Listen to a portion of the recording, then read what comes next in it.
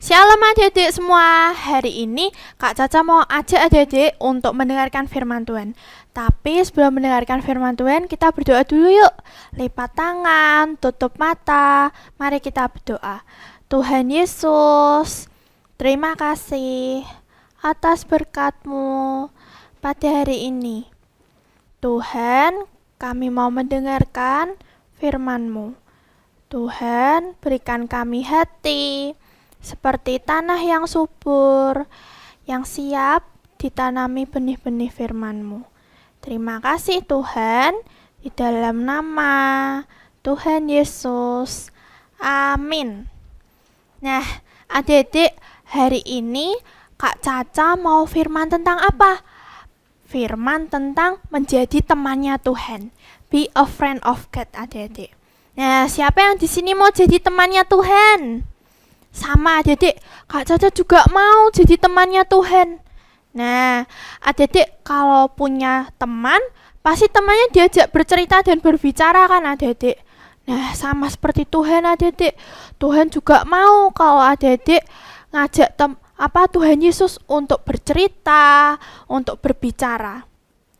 Nah, adik-adik caranya gimana untuk berbicara dan bercerita sama Tuhan? Caranya dengan berdoa adik-adik, berdoa kepada Tuhan. Nah, kalau cerita sama Tuhan, cerita aja adik-adik, berbicara aja seperti kalian berbicara dengan teman kalian. Nah, misal nih adik-adik dapat nilai yang bagus, dapat nilai 100, pasti senang banget kan adik-adik? Misal adik-adik dapat nilai 100 di ulangan matematika. Nah, kalian berdoa adik-adik, berterima kasih kepada Tuhan karena Tuhan sudah membimbing kalian pada waktu kalian belajar, mengerjakan ulangan. Nah, terus sehingga nilai kalian jadi bagus adik-adik. Selain itu, kalian juga bisa berbicara, cerita sama Tuhan kalau kalian pengen sesuatu adik-adik. Misal nih, kalian pengen boneka. Tuhan, aku pengen banget boneka. Nih, misal adik-adik pengen punya boneka adik-adik. Nah, ini bonekanya lucu banget. Terus kalian berdoa sama Tuhan. Tuhan Yesus, aku pengen banget punya boneka ini Tuhan. Boleh ndak ya Tuhan kalau aku beli boneka ini? Nah, semisal Tuhan belum membolehkan kalian untuk beli boneka ini, berarti kalian gak boleh marah ya adik-adik, gak boleh ngambek terus nangis, Tuhan pokoknya aku mau ini, gak mau yang lain. Nah, kalian gak boleh seperti itu adik-adik. Kalian harus nurut sama Tuhan. Nah, coba nih kalian pengen yang lain. Misalnya, kalian pengen punya pistol, tembak-tembakan. Tuhan, tembak-tembaknya ini keren banget Tuhan. Aku pengen banget punya ini. Boleh gak ya Tuhan? Harus tetap tanya Tuhan. Nah, kalau memang Tuhan belum boleh mengizinkan kalian untuk punya tembak-tembakan ini, berarti Tuhan punya rencana lain buat hidup kalian adik-adik. Mungkin Tuhan tahu kalau kita tuh belum butuh seperti tadi boneka atau tembak-tembakan adik-adik. Mungkin kalian belum butuh, makanya kalian tidak diizinkan adik-adik, belum diizinkan. Nah, makanya kalau kalian belum diizinkan Tuhan untuk punya boneka atau punya pistol, berarti Tuhan punya rencana yang baik untuk hidup kalian adik-adik. Mungkin punya rencana yang lain yang lebih indah adik-adik. Nah, apa buktinya Tuhan punya rencana yang baik untuk hidup kita? Nah, ada di Alkitab adik-adik. Sebentar, Kak Caca nyari Alkitabnya Kak Caca dulu ya adik-adik. Di mana ya Alkitabnya Kak Caca? Ini dia Alkitabnya Kak Caca. Nah, yuk kita buka yuk di Roma 8 ayat 28. Kita baca ya. Kita tahu sekarang bahwa Allah turut bekerja dalam segala sesuatu. Untuk apa adik-adik? Untuk mendatangkan kebaikan bagi mereka yang mengasihi Dia, yaitu bagi mereka yang terpanggil sesuai dengan rencana Allah. Nah, adik-adik, rencana Tuhan ini sangat luar biasa dan sangat besar. Nah, tapi untuk tahu rencana Allah di hidup kita gimana? Dengan berdoa adik-adik, dengan tanya Tuhan sungguh-sungguh apa yang harus kita lakukan adik-adik. Nah, kalau adik-adik pengen melakukan sesuatu, jangan pernah melupakan Tuhan.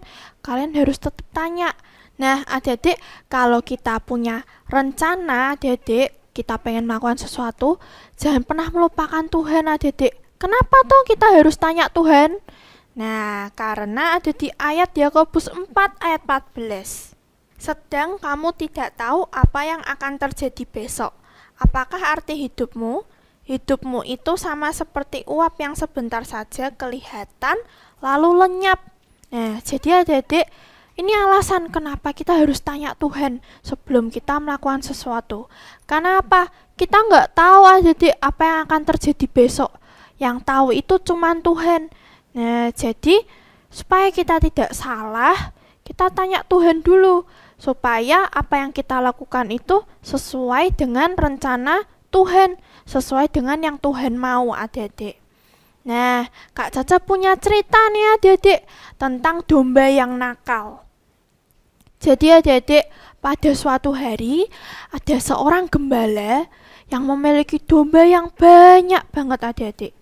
Nah, waktu itu gembalanya ini ngajak dombanya untuk mencari makan adik-adik. Nah, jalan-jalan ke padang rumput mencari makan. Terus habis itu gembalanya ini mengarahkan domba-dombanya pergi ke kanan, pergi ke kiri. Kenapa kok harus diarahkan?